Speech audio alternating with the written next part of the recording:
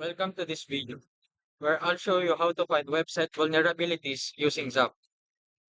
In this video, we'll scan a vulnerable website, identify security flaws, and discuss how to fix them.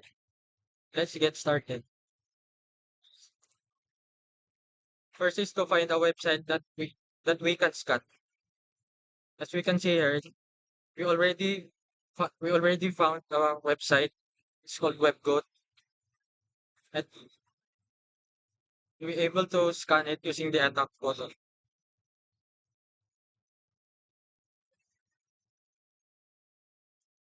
This may take a while to scan the website.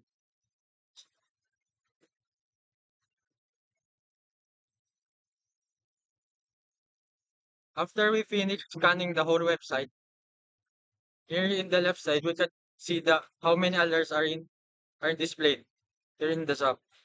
As we can see, here, there are 20 alerts displayed, and each of flags have risk. The red the red flag indicates high, the orange flag indicates medium, the yellow flag indicates low, and the blue flag indicates informational. So let's check the first flag, which is the first red flag. Here we can see the description that says the response contains personally identifiable information such as CC number, SSN, and similar sensitive data.